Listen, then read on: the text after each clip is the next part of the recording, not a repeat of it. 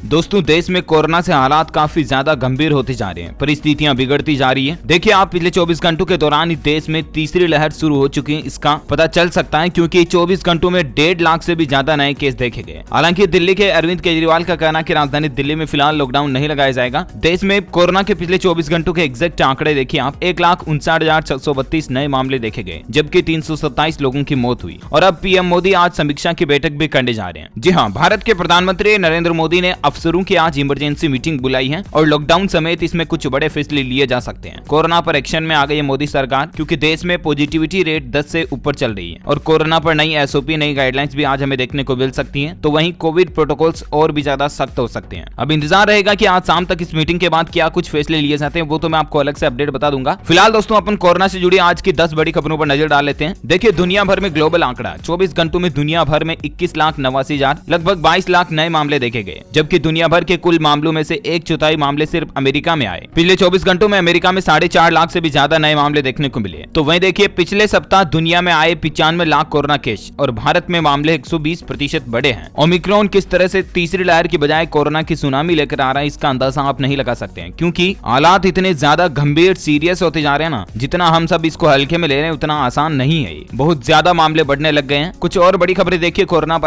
BJP सांसद वरुण गांधी भी corona संक्रमित हुए और बोले कि उम्मीदवारों और पार्टी कार्यकर्ताओं को भी लगे कोरोना के टीके का तीसरा डोज, यानी कि प्रिकॉशन डोज लगाने की मांग भी की है उन्होंने। तो वहीं देखिए संसद से सुप्रीम कोर्ट तक कोरोना फैल रहा है। संसद भवन में 400 लोग कोरोना से संक्रमित हो गए। तो वहीं इंडियन रेलवे के रेल मंत्रालय में भी 127 कर्मचारी अभी संक्रमित चल रहे हैं और सुप्रीम कोर्ट के भी 4 जज अभी तक कोरोना पॉजिटिव आ चुके हैं। वहीं देखिए राजस्थान में भी ओमिक्रॉन के 82 नए केस मिले। जयपुर में सबसे ज्यादा 69 नए वेरिएंट के मामले देखने को मिले। अलवर, सीकर, करौली और भरतपुर में भी ओमिक्रॉन के केस पाए गए। राजधानी दिल्ली में भी कोरोना से हाहाकार मचा हुआ है। आज 20,000 से ज्यादा नए मामले सिर्फ राजधानी दिल्ली में देखने को मिले और केजरीवाल सरकार ने कई अस्पतालों में बेड की संख्या को भी बढ़ा दिया। हालांकि दिल्ली के मुख्यमंत्री अरविंद केजरीवाल ने भी कोरोना को मात दे दी है। हाल ही में आपको बताऊंगा 2-4 दिन पहले वो कोरोना से पॉजिटिव आए थे, तो अभी उनकी रिपोर्ट वापस नेगेटिव आई है। उनका कहना है कि मैं आपकी सेवा में वापस हाजिर हूं और राजधानी दिल्ली में फिलहाल लॉकडाउन लगाने का उनका कोई मूड यानी कि प्लान नहीं है। तो वहीं देखिए दोस्तों कोविड की 3rd वेव पर एक बड़ी चेतावनी निकल कर आ रही है कि अगले 10 दिन बहुत भारी हैं। कहां पर कोरोना पीक पहुंच जाएगा और कितने केस रोजाना आएंगे, इस पर देश के कुछ नए वैज्ञानिक संस्थानों की तरफ से चेतावनी जारी की गई है कि भारत में 10 दिन बाद हर दिन 10 लाख केस आना शुरू हो जाएंगे। जी हां, भारत में जिस तरह से रोजाना कोरोना के केस में आश्चर्यजनक तरीके से बढ़ोतरी हो रही है, उसको देखकर वैज्ञानिक भी हैरान है। ओमिक्रॉन वेव शुरू होने के बाद हर दिन लगभग 40 से 45% मरीज रोजाना बढ़ोतरी हो रही है। जैसा कि मैंने आपको अभी बताया था कि 24 घंटों में ही भारत में कितने ज्यादा 1.5 लाख से ज्यादा केस आए। और सबसे बड़ी चौंकाने वाली बात तो यह कि अकेले महाराष्ट्र, दिल्ली और पश्चिम बंगाल 3 राज्य ऐसे जहां पर 80,000 मरीज मिले, यानी कि ये टॉप 5 राज्य जो है ना भारत के ऐसे चल रहे हैं जहां बहुत ज्यादा गंभीर हालात चल रहे हैं कोरोना के। और ऐसे में हालिया नए साइंस इंस्टीट्यूट की तरफ से भारत में भी ये चेतावनी जारी की गई है IIS की तरफ से कि रोजाना जनवरी के एंड तक में 10 लाख कोरोना केस भारत में आना शुरू हो जाएंगे। IIT कानपुर की स्टडी भी बताती है कि जनवरी में ही कोरोना का पीक आएगा और हर दिन करीब 4 से 8 लाख केस आएंगे, जो कि 10 लाख तक भी जा सकते हैं और जनवरी के एंड में ही कोरोना का पीक आ जाएगा। वहीं देखिए दोस्तों ब्रिटेन में भी बेकाबू कोरोना से अब तक 1.5 लाख से ज्यादा लोगों की मौत हो चुकी है। बूस्टर डोज लेने पर भी सरकार जोर दे रही है। तो साथ ही देखिए आप हिमाचल प्रदेश में कोरोना के चलते 26 जनवरी तक बंद रहेंगे शिक्षण संस्थान। वीकेंड कर्फ्यू पर भी फैसला जल्द होने जा रहा और बाकी इसके अलावा नर्सिंग कॉलेज को छोड़कर सभी शैक्षणिक संस्थान, मेडिकल, डेंटल वगैरह को छोड़कर सारे कोचिंग इंस्टीट्यूट, स्कूल, कॉलेज ये सब कुछ 26 जनवरी तक बंद रहने वाले हैं। वहीं देखिए आपने घबराना नहीं है। ओमिक्रॉन से तमिलनाडु समेत इन 10 राज्यों में ठीक हुए सभी लोग, इस वेरिएंट का एक भी एक्टिव केस अभी इन 10 राज्यों में नहीं बच रहा। यानी कि जहां तक देखा जाए शुरुआत से हम यही सुनते आए दोस्तों कि ओमिक्रॉन वेरिएंट सेंसिटिव ज्यादा है, संक्रामक ज्यादा है, लेकिन घातक कम है। यानी कि ओमिक्रॉन से मरने का रेशियो काफी कम चल रहा है, लेकिन फिर भी चिंता की बात है कि संक्रमित सबसे ज्यादा है। तो हमें जितना ज्यादा मास्क लगाकर सोशल डिस्टेंसिंग बनाए रखना होगा ना, उतना ही ज्यादा हम सेफ और सुरक्षित रह पाएंगे। राइट। उत्तर प्रदेश में भी देखिए आज से 8 घंटे का कर्फ्यू भी लागू होने जा रहा। रात 10 बजे से सुबह 6 बजे तक रहेंगी बंदी से। 24 घंटों में रिकॉर्ड तोड़ 7,695 नए केस उत्तर प्रदेश में देखे गए। यूपी में हर घंटे लगभग 320 नए संक्रमित आ रहे हैं। ये रेशियो चल रहा है और इसके कारण सरकार ने कुछ पाबंदियों को भी बढ़ा दिया। यूपी में ओमिक्रॉन के अब तक 107 केस के लगभग चल रहे हैं। तो वहीं देखिए महाराष्ट्र में भी बेलगाम हुआ कोरोना। 10 जनवरी से नाइट कर्फ्यू लागू होने जा रहा है और इसके अलावा स्कूल, कॉलेज वगैरह सब कुछ बंद रहेंगे। महाराष्ट्र सरकार की तरफ से भी नई गाइडलाइंस जारी की गई है। बढ़ते कोरोना के मामलों को देखते हुए सरकार ने 10 जनवरी से ही यानी कि सोमवार से ही नई पाबंदियां लागू करने का फैसला किया है। सरकार ने अब निजी कार्यालयों को 50% क्षमता पर संचालित करने के लिए कहा, यानी कि प्राइवेट ऑफिस वगैरह में 50% कर्मचारी आ पाएंगे। तो वहीं रेस्टोरेंट, शॉपिंग मॉल, ऑडिटोरियम इन सब में भी 50% कर्मचारी ही काम करेंगे और कस्टमर भी 50% ही रहेंगे। इसके अलावा school, college, gym, beauty salon, spa वगैरह ये सब कुछ बंद रहेंगे। जैसा कि पहले ही घोषित किया था, स्कूल और कॉलेज को 15 फरवरी तक बंद किया गया है महाराष्ट्र में। ताजा आदेश में राज्य सरकार ने यह भी कहा कि मनोरंजन पार्क, चिड़ियाघर, संग्रहालय और अन्य सभी पर्यटक स्थल भी बंद रहेंगे। नाइट कर्फ्यू के साथ रात 11 बजे के बाद घर से बाहर निकलने की अनुमति नहीं होगी। वहीं दिन में भी एक साथ 5 से ज्यादा लोगों को एकत्र होने की अनुमति नहीं होगी। जिस तरह से धारा 144 में होता ना, उस तरह का सीन रहेगा। क्योंकि दोस्तों कोरोना संक्रमण बढ़ने पर महाराष्ट्र में पाबंदियों को और ज्यादा बढ़ा दिया गया है। मुख्यमंत्री उद्धव ठाकरे ने कहा कि फिलहाल लॉकडाउन का मकसद तो नहीं है, लेकिन अभी तक के जो कोरोना के हालात चल रहे हैं उसके अनुसार सरकार पाबंदियों को बढ़ा रही है। देखिए हरियाणा के रोहतक में भी 18 डॉक्टर और कोरोना से संक्रमित पाए गए और ओपीडी सेवाओं को बंद किया गया। ये डॉक्टर PGIMS रोहतक हॉस्पिटल के पाए गए। उत्तराखंड में भी फूटा कोरोना बम, 24 घंटों में 1560 कोविड पॉजिटिव पाए गए। ओमिक्रॉन वेरिएंट कितना ज्यादा सेंसिटिव है दोस्तों, इस पर कल ही गुजरात के एक्सपर्ट्स ने चेतावनी जारी की थी। आपको पता होगा, एक कमरे में अगर 50 लोग शामिल हैं, ठीक है ना, और एक भी व्यक्ति ओमिक्रॉन से संक्रमित हो रहा तो सभी 50 के 50 संक्रमित हो सकते हैं। इतना ज्यादा ये सेंसिटिव है, यानी कि संक्रमण के लिहाज से देखा जाए तो बहुत ज्यादा ये संक्रमित वेरिएंट है के बजाय जो कोरोना के पिछले वेरिएंट हमें देखने को मिले, डेल्टा, गामा वगैरह, उनसे ज्यादा ये सेंसिटिव है। हालांकि घातक, खतरनाक थोड़ा ये कम है। और 10 तारीख से ही तो बुजुर्गों के लिए कोरोना वैक्सीन की प्रिकॉशन डोज भी शुरू होने जा रही। उस पर भी सरकार ने नई गाइडलाइंस जारी की है कि बुजुर्गों के लिए कोरोना की बूस्टर डोज कहो या तीसरी डोज कहो या प्रिकॉशन डोज कहो, कुछ भी, उसको वापस लगवाने के लिए किसी भी तरह का रजिस्ट्रेशन करने की जरूरत नहीं है। जो आपने कोविन पोर्टल पर पहले वैक्सीन लगवाई थी ना, पहली और सेकंड डोज, तब जो रजिस्ट्रेशन करवाया था उसी से वापस आपकी तीसरी डोज भी लग जाएगी। दूसरी डोज के 9 महीने बाद ये वैक्सीन लगेगी। सरकारी वैक्सीन सेंटर पर ये डोज भी मुफ्त में लगेगी और कोविन ऐप से वैक्सीनेशन सेंटर का आपको पता चल जाएगा। 10 जनवरी से लगने वाली तीसरी या प्रिकॉशन डोज के लिए एलिजिबल लोग शनिवार शाम यानी कि आज से ही ऑनलाइन अपॉइंटमेंट बुक कर सकते हैं। कल से ही शुरू हो चुके हैं, सॉरी, और आज संडे से भी शुरू हो रहे हैं अपॉइंटमेंट बुकिंग, और बाकी कल मंडे से तो प्रिकॉशन डोज लगना भी शुरू हो जाएगी, है ना। इसके अलावा आप वैक्सीनेशन सेंटर पर जाकर ऑफलाइन भी रजिस्ट्रेशन करवा सकते हैं। देश में प्रिकॉशन डोज 3 प्रमुख प्रायोरिटीज वाले लोगों को लगाई जाएगी, जिसमें एक तो हेल्थ वर्कर्स हो गए, फ्रंटलाइन वर्कर्स हो गए, और कोमोरबिडिटी यानी कि कई बीमारियों से ग्रसित लोग जिनकी उम्र 60 साल से ज्यादा है, ऐसे लोगों को प्रिकॉशन डोज पहले दी जाएगी। आपको पता होगा, देश के प्रधानमंत्री नरेंद्र मोदी ने प्रिकॉशन डोज को लेकर 25 दिसंबर को ऐलान किया था। जब मतलब बच्चों के लिए वैक्सीन लगाने का ऐलान किया था ना, उसके साथ में इसकी घोषणा भी की थी, राइट। और भी दोस्तों 60+ लोगों को जो प्रिकॉशन डोज लगेगी उसकी कुछ और रूल्स और गाइडलाइंस आप देख सकते हैं। गंभीर रूप से बीमार लोगों को ये पहले प्रिकॉशन डोज लगाई जाएगी, लेकिन इसके लिए किसी भी तरह के कोमोरबिडिटी सर्टिफिकेट की जरूरत नहीं होगी। कहने का मतलब किसी भी तरह के मेडिकल सर्टिफिकेट की जरूरत नहीं होगी। हालांकि सरकार ने शुरुआत में ऐसा नियम बनाया था, लेकिन बीच में उसको वापस हटा दिया। तो अब बुजुर्गों का और बीमार लोगों का ये झंझट खत्म हो चुका कि आपको किसी भी तरह का मेडिकल सर्टिफिकेट दिखाने की जरूरत नहीं होगी प्रिकॉशन डोज यानी कि बूस्टर डोज लगवाने के लिए भी, है ना। हालांकि अगर आपकी कोरोना वैक्सीन की दूसरी डोज को 9 महीने पूरे हो चुके हैं तभी आपका प्रिकॉशन डोज लग पाएगा। प्रिकॉशन डोज के एलिजिबल को कोविन पोर्टल पर सूचना देनी होगी, यानी कि आपको सिंपल रजिस्ट्रेशन करना, जैसा कि मैंने आपको बताया। बच्चों के लिए भी वैक्सीनेशन जोरों शोरों से चल रहा है। अभी तक हमारे देश में 2 करोड़ से ज्यादा बच्चों को कोरोना की वैक्सीन लग भी चुकी है। इसके अलावा 2 करोड़ 19 लाख से ज्यादा लोग कोरोना वैक्सीन के लिए रजिस्ट्रेशन भी करवा चुके हैं और बच्चों का वैक्सीनेशन जोरों शोरों से चल ही रहा देश में। अगर आपने भी अपने बच्चे का अभी तक भी रजिस्ट्रेशन नहीं करवाया है तो कोविन पोर्टल के जरिए आप रजिस्ट्रेशन करवा सकते हैं। सिंपली स्कूल की 10वीं की मार्कशीट या स्कूल के ही स्टूडेंट ID कार्ड के जरिए भी आप कोविन ऐप पर, कोविन पोर्टल पर रजिस्टर कर सकते हैं अपने बच्चों के लिए वैक्सीन डोज लगवाने के लिए, ठीक है ना। या आप अपने माता पिता के आधार कार्ड का भी इस्तेमाल कर सकते हैं, अगर बच्चे का खुद का आधार कार्ड बना हुआ तो और भी बढ़िया, ओके। और बाकी दोस्तों आज प्रधानमंत्री नरेंद्र मोदी देश के और सीट्स यानी कि उच्च अधिकारियों के साथ कोरोना माहौल को लेकर बैठक भी करने जा रहे हैं और देखते हैं कि इस बैठक में और शाम तक 8-9 बजे तक क्या कुछ फैसले आते हैं। जो भी अपडेट आएगा मैं आपको DLS न्यूज के ऊपर या तो टुडे ब्रेकिंग न्यूज वाले मॉर्निंग बुलेटिन वाले अपडेट में बता दूंगा, या तो अलग से एक छोटा सा वीडियो बता दूंगा कि सरकार की तरफ से क्या कुछ नई गाइडलाइंस आती हैं, क्या वापस देश में फिर से लॉकडाउन लगता है या नहीं। और क्योंकि दोस्तों IIT के वैज्ञानिकों की जो ये चेतावनी आ रही है कि एक दिन में 10 लाख मामले आना शुरू हो जाएंगे जनवरी के एंड तक, तो जाहिर सी बात है सरकार वापस लॉकडाउन वगैरह लगाने पर भी विचार कर सकती है। लेट्स सी, हमें इंतजार करने के अलावा और कुछ नहीं कर सकती कि सरकार की बैठक में क्या कुछ नए नियम, नई गाइडलाइंस, नए प्रोटोकॉल आते हैं कोरोना के। मैं आपको एक एक पॉइंट क्लियर कांच की तरह बता दूंगा इसी चैनल DLS न्यूज के माध्यम से। इसके लिए आप हमसे जुड़े रहिएगा, हमारे चैनल को नीचे लाल बटन दबाकर सब्सक्राइब करके रखिएगा और वीडियो को लाइक और शेयर भी जरूर करिएगा। Thank you, take care, good bye, Jai Hind, जय भारत, वंदे मातरम।